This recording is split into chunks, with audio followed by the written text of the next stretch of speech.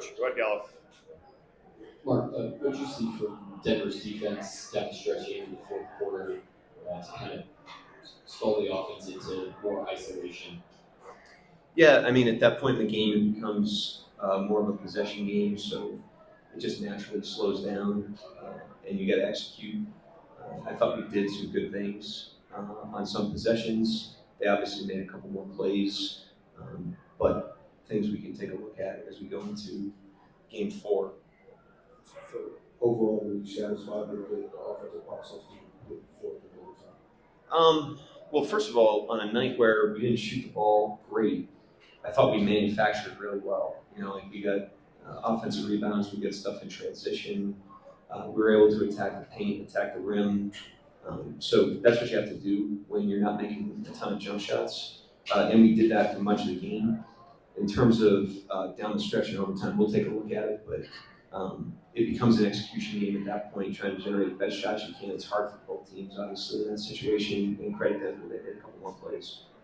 No, it's not so simple, but before Shea checks it in the fourth, it feels like down, it's clicking, and then Shea checks it, and he's supposed to get a fifth for paper, and shooting, step back immediately, feel like a few, and just frustrating. I feel like maybe could have went to Doug a little more in that fourth quarter. I mean, we can look at it, but I mean, those guys have a great chemistry on the court together and find a nice blend. We're not going to push the same button repeatedly. A lot of that stuff happens in the flow, and that's where, as a team, you got to have trust and you got to work together. And we've made a habit of that all year. So we'll look at the possessions and the execution and all that stuff and learn from it as usual. But I didn't think there was anything to that. First half, off-ball moving, offside of the court seems really distressing. It's easy to look. Second half, not so much. Was it something that they did specifically to take that away? I thought we attacked the zone pretty well in some possessions there in the first half. I thought some of that came against the zone and played less zone in the second half. We'll have to look at it, but I thought generally, like I said, on a night where we didn't shoot it great with jump shots, we manufactured a lot and gave ourselves control of the game late into the fourth, and down the stretch they just made a couple more plays than we did. Chet had it going in the first half. She's even different from the Nuggets to kind of take that away from you guys. Yeah, I mean, some of that just might have been shot making, but he played a really good game tonight. Both ends of the floor, continues to help us on the glass. His rim protection really helps us behind all their actions. And offensively, I like his aggressiveness. I like the plays he made, the shots he took. Can't control whether or not they go in, but I thought generally he had a good floor game tonight. Could you feel like Jamal got some decent separation in some of those screens just from your own viewpoint? How would you address how the physicality was in terms of some screens and really trying to hold? Yeah, I mean, we did a really good job on him last game. They moved him more off ball tonight and got him running around that way to try to free him up.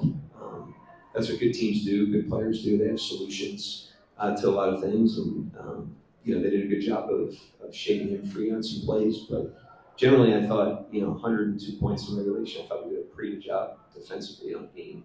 Obviously, he made some plays, but I thought we made them earn a lot of their stuff. Coach, kind of piggyback up what you just said, you guys helped Nicola the 28 shooting and 8 turnovers. What were we doing well? What you did against him? Yeah, like I said, we did a lot of good things tonight. It's obviously lousy to lose, but you can take a lot away, and you want to be a team that's improving for the series. You can't let the outcomes of the games distract you from that process, because that's what will drive the next outcome. And so I thought we did a lot of good things, did a lot of good things on him. It was a really hard-fought game by both teams. It wasn't an easy game for anybody. And I thought we did some good things on him. At the same time, does it sting a little bit knowing that, again, you get this version of your goalie and you don't come away with the win? I mean, losses always sting, especially in the playoffs, but what I would say is we are in the process of becoming a great team, and we've checked a lot of boxes in that process. And one thing that it takes to be a great team is you get taken to the limit in the playoffs, and you've got to rise to the challenges that you're confronted with. This team's made a habit of doing that repeatedly. I have full confidence we'll continue to do that, but we have to embrace what this is. It's the playoffs. It's the highest level of basketball. It's incredibly challenging. And this is how you become stronger as a team, is you you learn from these experiences, you stand up to them, and you improve. And that's our challenge right now. Sort of speaking to the question earlier on in the same vein, Jada gets 32 points with about a minute 11 in the fourth. He doesn't get another shot until late to OT and that last, like, I guess, desperation shot. What exactly were they doing to sort of just close him off, or did the ball just not? I mean, I'll go ahead and look at it. First play in overtime was for him. He had the ball in his hands there. And, we're certainly aware of him, but if he's got it going, they're obviously going to show a lot of help to him, and he's going to have to make plays off the ball. So, like I said, it's not like a button that you're pushing. A lot of his stuff tonight came in the flow. That's how we play. And we'll evaluate the possessions, but I thought the team's intentions were good, which is the most important thing. Hey, man, go ahead, Joe. Coach, everyone, just his presence and the way he do over the floor. When you can see it, it's going to be kind of throwing to the side, you guys going, and you're seeing the difference in this game compared to the other two.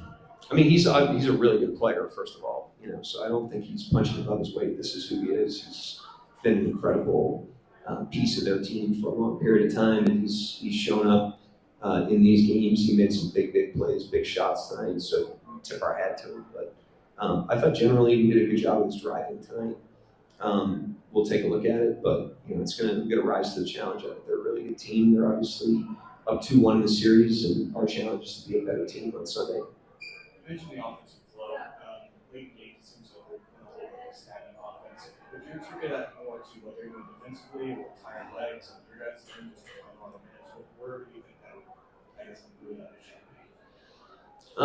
I just think, one thing is it's really hard to manufacture advantages late in games just because of the nature of a possession game, especially when the pace gets slowed like this. I think it was challenging for both teams. It was a grind in the last 6 minutes of that game for everybody. And so it just comes down to who can execute, who can make the most plays. They executed a little better, made a couple more plays. I think that's what it comes down to. We'll evaluate it. We're always trying to get better in every area of the game, but ultimately, I think that's what it comes down to.